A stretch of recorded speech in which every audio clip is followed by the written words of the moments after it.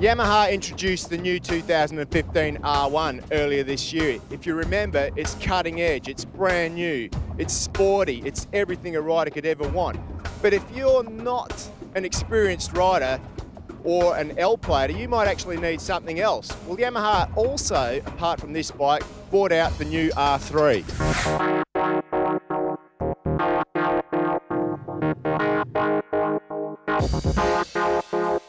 As you can see, the new R3 takes after the R1 in its looks. It's very stunning in its styling. But it's half the weight, which is good for a learner, and it's a LAMS approved bike. Although it's 321 cc's, which means it's bigger than the 250 that most people are used to riding as a learner, it's LAMS approved.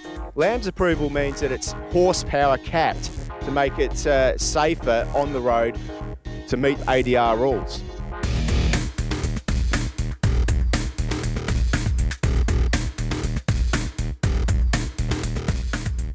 Not only is it light, it's also fitted with ABS for cutting edge technology and safety. ABS is one of the most important things that you can have on a bike when you're a learner rider. It really does help the inexperienced rider in critical situations on the road.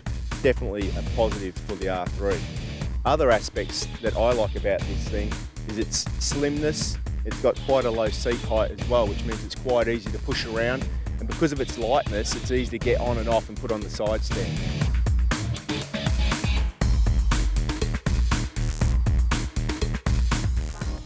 Not only is it quite zippy, this new R3, but it's also very fuel economical. You can get about 300 Ks out of this 14 litre tank. It's definitely got the looks and it's definitely got all the right stats for a LAMS bike.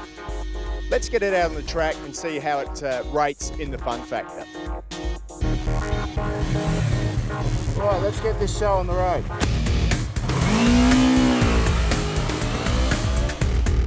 Well, here we are heading into turn one for the first time on the R3, and this bike is a joy to ride. I didn't think that I'd be able to have this much fun on a machine this small, but I'll tell you what, it really does give you the same sort of feeling that you get on the big R1. I have ridden the R1 around here already this weekend, and this R3 gives you the same sort of sensation. So now I'm starting to know why, if you're a learner or can't have a license to ride a big one, that this bike is a very good alternative. Let's try this thing out through Casey Corner, absolutely flat out on this R3, but the next corner, hard on the brakes into Honda.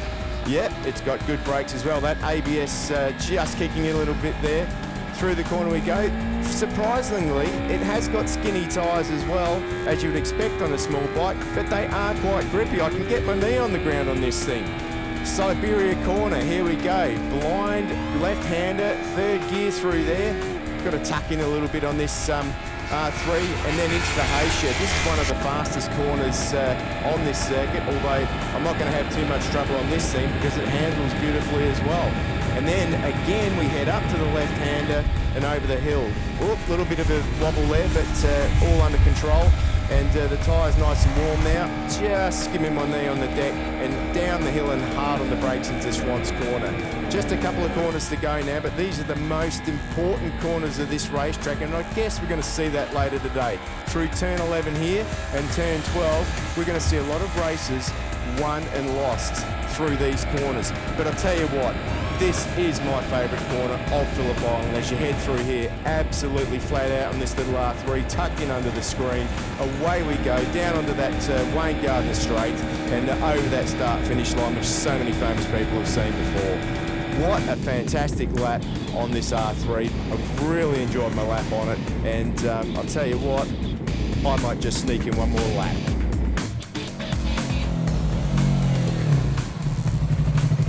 Well, you know what?